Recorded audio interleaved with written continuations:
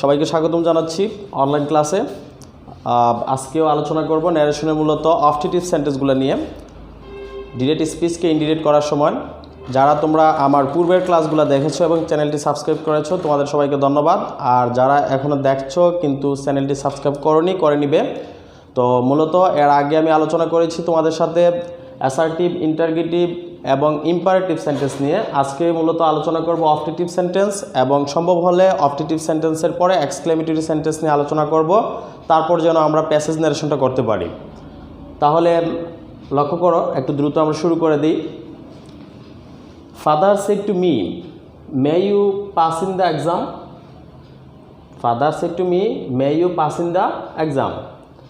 অর্থাৎ আমাদেরকে আর একটু মনোযোগ দিতে হবে। যদি সেন্টেন্সটার শেষে প্রশ্নবোধক চিহ্ন না থাকে এবং সে বাক্যটা মে মাইট দিয়ে শুরু হয়, সচরাচর এই বাক্যগুলা ইম্পারেটিভ সেন্টেন্স। এছাড়াও আমরা জানি যে সেন্টেন্স দ্বারা প্রার্থনা, কামনা, বাসনা, ইচ্ছা প্রকাশ করা হয়, সে সেন্টেন্সগুলো হচ্ছে মূলত অফটিটিভ সেন্টেন্স।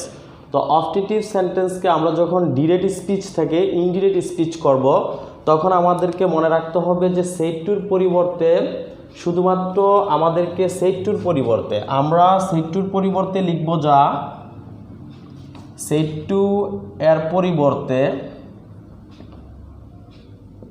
আমরা লিখব উইশ অথবা প্রে। আর যদি সেইডের জায়গায় আর যদি সেড টু থাকে তাহলে উইশ প্রেড, মানে অর্থাৎ সেড টু থাকলে আমরা পাস্ট ফর্মে বসাই দিব, বসবে। আর যেটা বসবে তা হচ্ছে ইনভার্টেড কমার পরিবর্তে আমরা দ্যাট লিখব। তারপর সেম আগের মতোই পরিবর্তিত সাবজেক্ট, পরিবর্তিত ভার্ব লিখব। আর তেমন কোনো পরিবর্তন নেই। যেমন ফাদার সেড টু মি, এখানে father said to me, said to না লিখে father said to me may you pass in the exam. বাবা বলছে যে may you pass in the exam, তুমি পরীক্ষা পাস করো।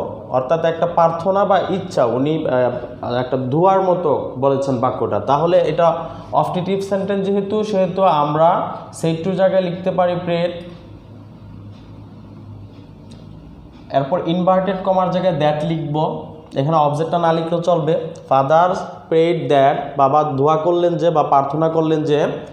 তারপর পরিবর্তিত সাবজেক্ট, যদিও আমাদের প্রথমেই মে হয়ে গেছে, আমরা সেই অক্সিলারি ভার্বটা প্রথমে লিখব না, আমরা প্রথম সাবজেক্টটা চেঞ্জ করব। প্রথমত আমরা ইউটা পরিবর্তন করব অবজেক্ট অনুসারে। বাবা আমাকে বলছে, তাহলে মূলত এখানে আমি সাবজেক্ট, আমি আবার তোমাদেরকে আমার কথাটা, বাবা যে কথাটা আমাকে বলছে সেটা তোমাদেরকে বলবো। তাহলে ইউটা হয়ে যাবে মূলত আই। এখানে মে আছে, আমরা লিখব মাইট, মেটা হয়ে যাবে মাইট। তারপর সেন্টেন্সের বাকি অংশ যা আছে সেম থাকবে, ইন দ্য এক্সাম মিনেশন।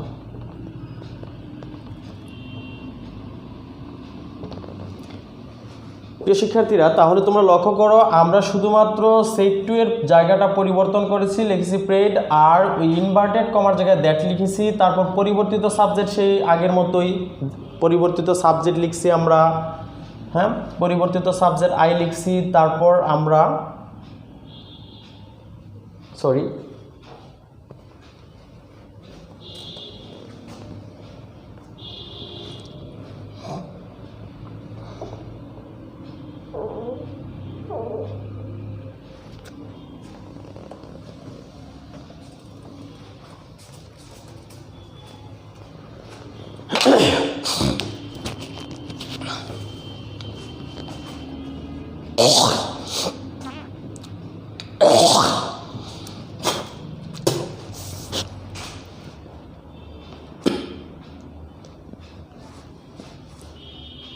প্রিয় শিক্ষার্থীরা, সবাইকে স্বাগতম জানাচ্ছি অনলাইন ক্লাসে।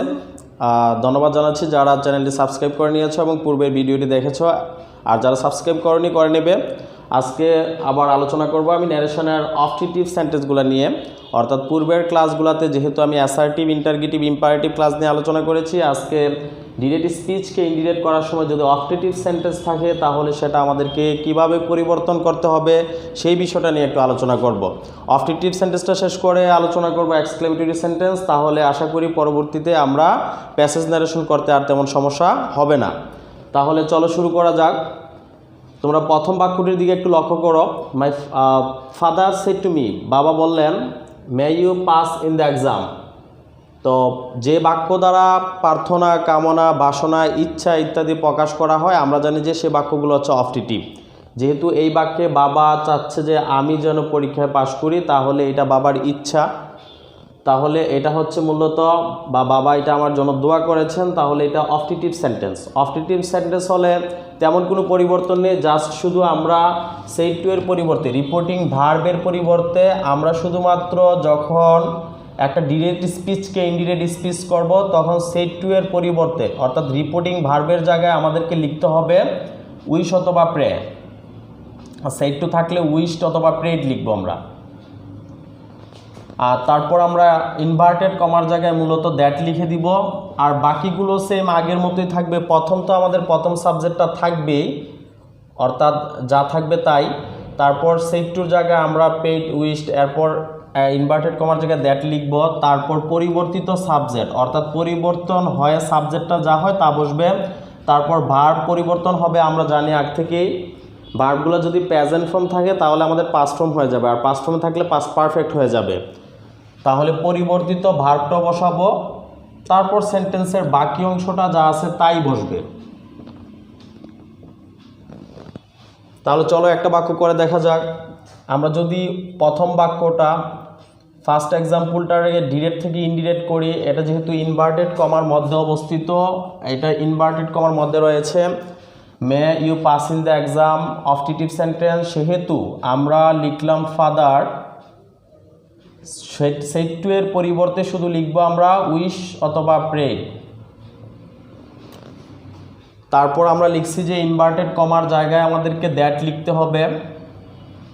তারপর আমরা লিখব পরিবর্তিত সাবজেক্ট। আমরা কিন্তু প্রথমে মেয়ের জায়গায় মাইট লিখব না, মনে রাখতে হবে আমরা যখন ডিরেক্ট থেকে ইনডিরেক্ট স্পিচ করব ইনভার্টেড কমার পরেই আমাদেরকে সাবজেক্টের কাজটাকে করে নিতে হবে।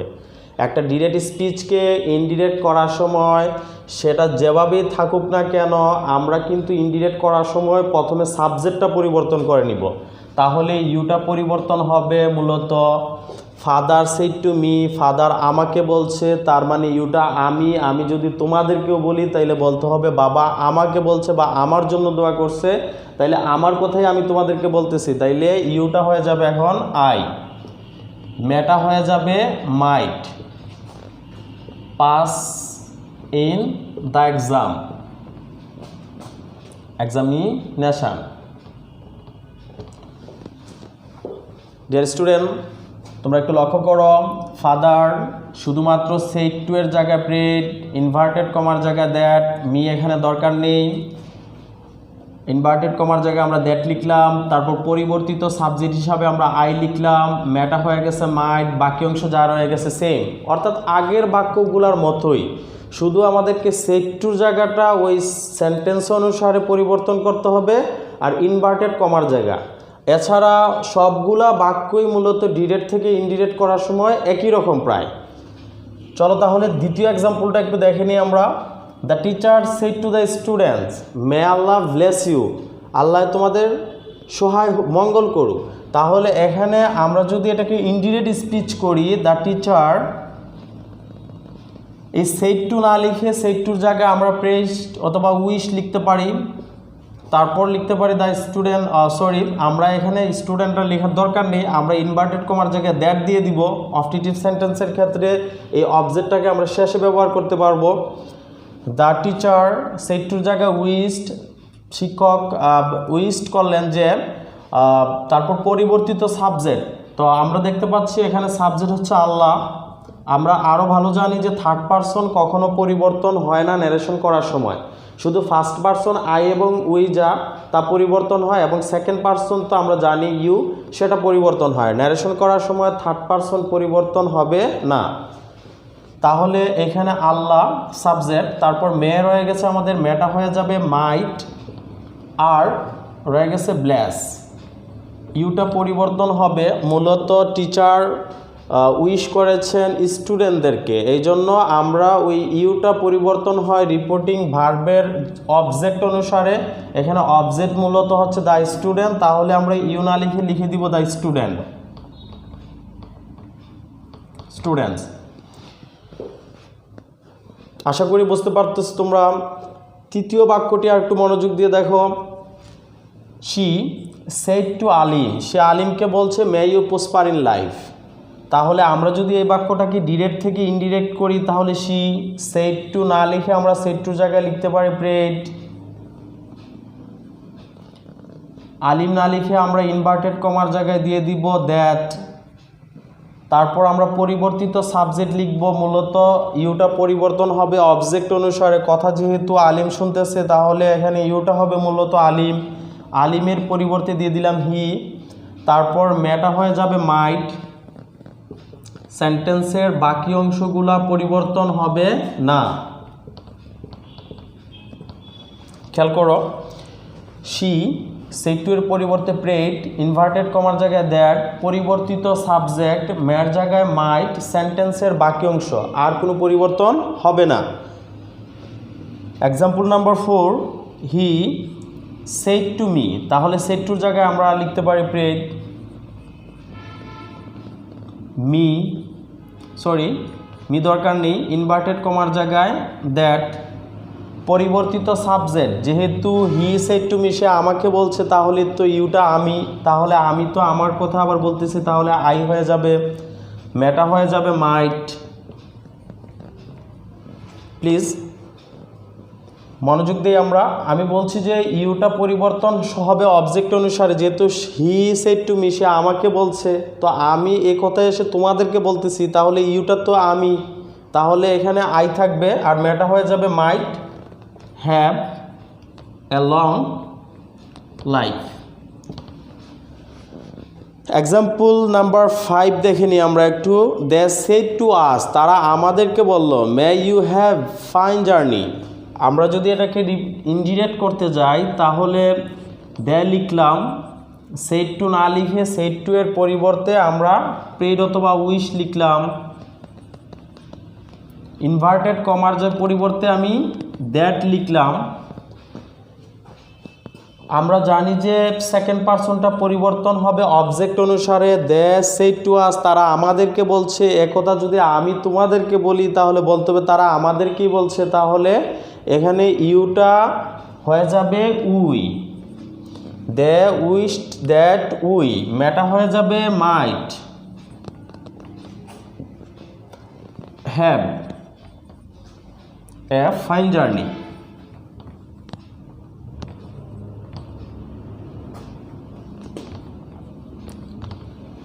প্রিয় শিক্ষার্থীরা লক্ষ্য করো তোমরা, শুধু আমাদেরকে মনে রাখতে হবে যে অবজেক্টিভ সেন্টেন্স একদম সহজ। আমরা শুধু প্রথমে সাবজেক্টটা, রিপোর্টিং ভার্বের পূর্বের সাবজেক্টটাই লিখে দিব, তারপর সেড টুর জায়গায় প্রেড অথবা উইশ লিখব, ইনভার্টেড কমার জায়গায় দ্যাট লিখব, পরিবর্তিত সাবজেক্ট আর পরিবর্তিত ভার্ব লিখে সেন্টেন্সের বাকি অংশ দিয়ে দিব।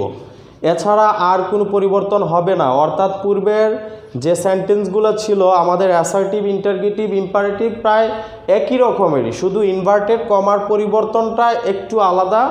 আর আমরা শুধু সেড টুর পরিবর্তে প্রেড আর উইশ লিখব। এছাড়াও আমরা অ্যাসার্টিভ সেন্টেন্সও কিন্তু ইনভার্টেড কমার জায়গায় দ্যাট ব্যবহার করেছি। চলো তাহলে এখন আমরা এক্সক্লেমেটরি সেন্টেন্সটা একটু দেখে নিই। তার পরবর্তী ক্লাসে চেষ্টা করব তোমাদের প্যাসেজ ন্যারেশন দেখানোর জন্য। ডিয়ার স্টুডেন্ট, চলো তাহলে আমরা এখন এক্সক্লেমেটরি সেন্টেন্সগুলো একটু দেখে নিই।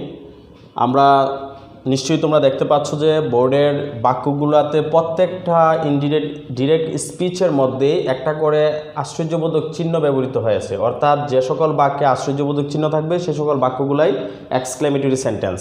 তো আমরা জানি এক্সক্লেমেটরি সেন্টেন্স হলে আমরা যখন ডিরেক্ট থেকে ইনডিরেক্ট করব তখন তোমাদেরকে মনে রাখতে হবে বিষয়টা হচ্ছে এরূপ যে প্রথমে তোমরা সাবজেক্টটা লিখবে।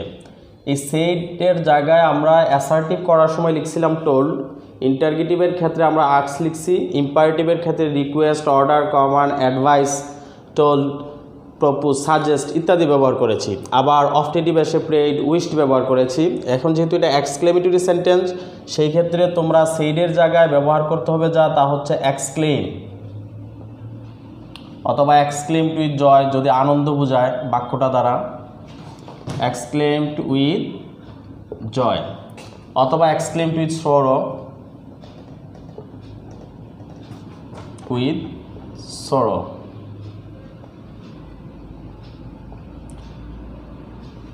অথবা এক্সক্লেমড উইথ অ্যাডমিরেশন ইত্যাদি ইত্যাদি। তারপর আমাদের যা লিখতে হবে তা হচ্ছে যদি অবজেক্ট থাকে তাহলে আমরা অবজেক্ট লিখবো, আর যদি অবজেক্ট থাকে না তাহলে অবজেক্টটা লেখার দরকার নেই। তারপর আমাদেরকে ইনভার্টেড কমার পরিবর্তে লিখতে হবে দ্যাট, ইনভার্টেড কমার পরিবর্তে লিখতে হবে দ্যাট।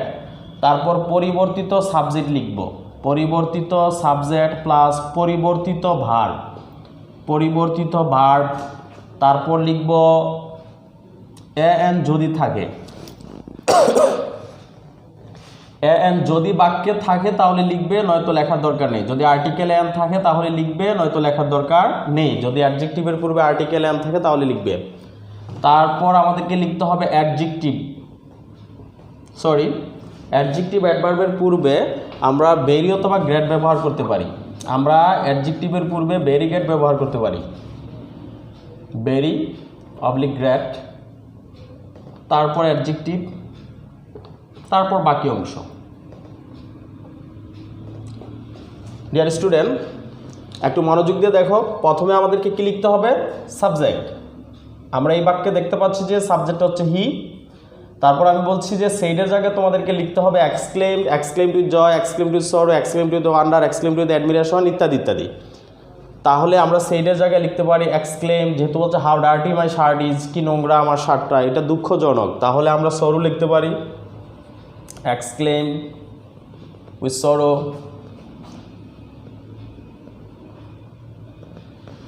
অথবা এক্সক্লেম লিখলেও হবে। তারপর ইনভার্টেড কমার জায়গায় আমরা দ্যাট লিখতে পারি, এক্সক্লেম উইথ সরো দ্যাট, দুঃখের বিষয় যে। তারপর লেখা রয়েছে যে ইনভার্টেড কমার পরিবর্তে দ্যাট লেখার পর আমাদেরকে লিখতে হবে পরিবর্তিত সাবজেক্ট, পরিবর্তিত সাবজেক্ট। বলছে how dirty my shirt is, এখানে মূলত আমার শার্টটা হচ্ছে সাবজেক্ট, ভার্ব হচ্ছে ইজ, ডার্টি হচ্ছে নোংরা, যা দ্বারা দোষ, গুণ, অবস্থান, পরিমাণ বোঝায় ইত্যাদি হচ্ছে অ্যাডজেক্টিভ। তাহলে এটা হচ্ছে মূলত আমার অ্যাডজেক্টিভ। তাহলে আমি লিখব পরিবর্তিত সাবজেক্ট হি, সে বলছে হি সেড, সে বলছে তার শার্টটা, সে বলছে যখন আমাকে তখন বলছে আমার শার্টটা কি নোংরা। আমি যদি তোমাদেরকে বলি তাহলে বলতে হবে যে সে সে আশ্চর্য হয়ে দুঃখজনকভাবে বলল যে তার শার্টটা খুব নোংরা ছিল, তো তার ছিল, তাহলে মাইনার লিখতে হবে আমাদেরকে হিজ শার্ট। ভার্ব প্রেজেন্ট ফর্মে থাকলে পাস্ট ফর্ম হয়ে যাবে ন্যারেশন করার সময়, ডিরেক্ট থেকে ইনডিরেক্টের সময়, তাহলে ইজটা হয়ে যাবে ওয়াজ। তারপর আমরা জানি, আমরা রুলসে লিখেছি যে ভার্বের পরে এন থাকলে বসবে, যদি থাকে তাহলে আমরা লক্ষ্য করতে পারতেছি যে এখানে অ্যাডজেক্টিভের পূর্বে কোনো এন নেই, এ অথবা এন নেই, তাহলে বসবে না। তারপর লেখা রয়েছে বেরি অথবা গ্রেট বসবে একটা, আমরা বেরি লিখে দিলাম, বাকির সাথে সামঞ্জস্য রেখে বসিয়ে দিবেন। তারপর অ্যাডজেক্টিভটা রয়ে গেছে ডার্টি। তারপর যদি থাকে কিছু আরও তাহলে অতিরিক্তটা লিখব, হি এক্সক্লেম সেইডের জায়গায় ইনভার্টেড কমার জায়গায় that, he exclaim to his sorrow that, my শার্টটা হয়ে গেছে হিজ শার্ট, এমিজার থাকলে ওয়াজ অথবা ওয়ার হয়ে যাবে, একটা বেরি অথবা গ্রেট, তারপর অ্যাডজেক্টিভ বসছে, অর্থাৎ he exclaim to his sorrow that his shirt was very dirty. Example number 2টা আমরা একটু খেয়াল করি। এটাতে বলা হয়েছে হুররে। তো আমরা জানি হুররে অর্থাৎ খুব আনন্দ, we have won the game, আনন্দের সহিত বলছে যে আমরা খেলায় জিতে গেছি। তাহলে যেহেতু এটা আনন্দের সহিত বলছে, তাও আবার এক্সক্লেমেটরি সেন্টেন্স, তাহলে সেইডের জায়গায় আমরা লিখব exclaim with joy that, exclaimed with joy, আর ইনভার্টেড কমার পরিবর্তে আমরা লিখব দ্যাট। তারপর পরিবর্তিত সাবজেক্ট, তারা বলছে যে আমরা খেলায় জিতে গেছি। আমি যদি তোমাদেরকে বলি তাহলে বলতে হবে যে তারা আনন্দের সহিত বলেছিল যে তারা খেলায় জিতেছিল। তাহলে তারা জিতেছে, আমি জিতিনি কিন্তু, তাহলে আমরা হবে না, এটা হয়ে যাবে তারা, দে হয়ে যাবে। ভার্ব হ্যাভ আছে, হ্যাড হয়ে যাবে ওন দ্য গেম।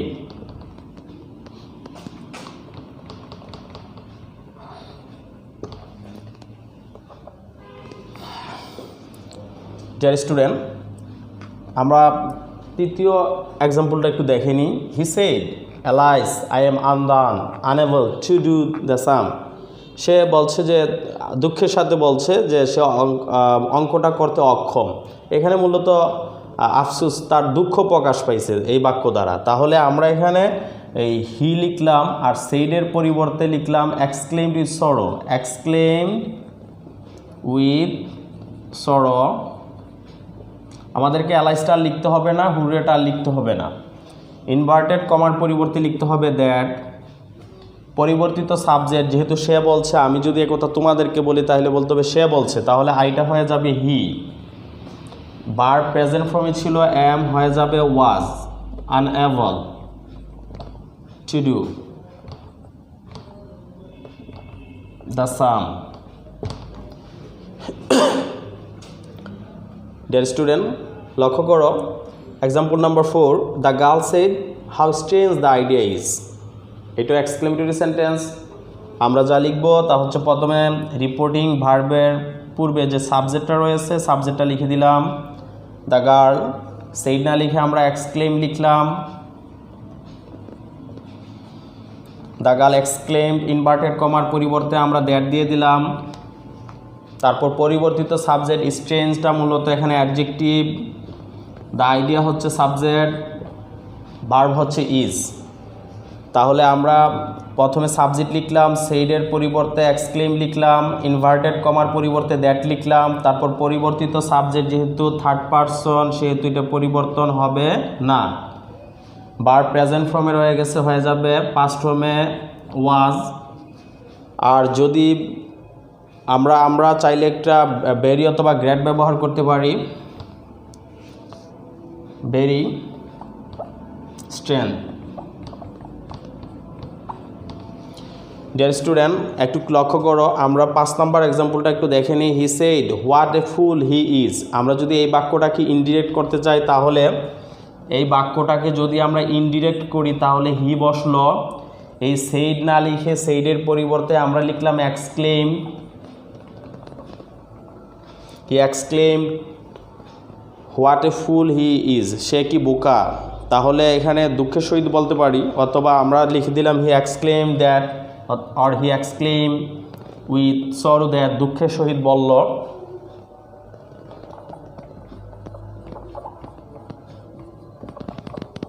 ইনভার্টেড কমার পরিবর্তে দ্যাট লিখে দিলাম।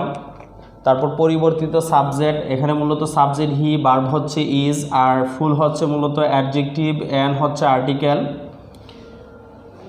তো আমরা প্রথমে তো সাবজেক্ট লিখব হি, ভার্ব আছে আমাদের ইজটা হয়ে যাবে ওয়াজ। আমি তোমাদের পূর্বে স্ট্রাকচারে লিখে দিচ্ছি যে আমাদের পরিবর্তিত সাবজেক্টের পরে পরিবর্তিত ভার্বের পরে এন থাকলে বসবে। তাহলে এই বাক্যে আমাদের এ আছে যেহেতু এ লিখে দিলাম। তারপরে আমাদেরকে লিখতে হবে ভেরি অথবা গ্রেট। তো আমরা একটা ভেরি অথবা গ্রেট লিখব। He exclaimed with sorrow that he was a great. তারপর অ্যাডজেক্টিভটা লিখে দিব, অ্যাডজেক্টিভ মূলত এখানে ফুল। তারপর বাকি অংশ, যেহেতু বাকি আর কিছু নেই তাহলে এখানেই বাক্যটা শেষ। ডিয়ার স্টুডেন্ট, আমি আশা করি তোমরা ক্লাসটি মনোযোগ দিয়ে দেখেছো এবং দেখবে বারবার, তাহলে এবং তোমরা প্র্যাকটিস করবে, তাহলে তোমরা ন্যারেশন পারবে। ন্যারেশন একদম সহজ। আগামী ক্লাসে আমি তোমাদেরকে প্যাসেজ ন্যারেশন কিভাবে করতে হয় সেই বিষয় নিয়ে আলোচনা করব। তোমরা যারা এখনও আগের ক্লাসগুলো দেখোনি তারা পূর্বের ক্লাসগুলো দেখে নিবে। Assertive, interrogative, imperative, objective, exclamatory sentence সবগুলো সেন্টেন্স দেখে নিলে আর তারপর আমাদের প্যাসেজ ন্যারেশনটা করতে একটু সহজ হবে। আশা করি সবাই ভালো থাকবে। এই পর্যন্ত ধন্যবাদ সবাই।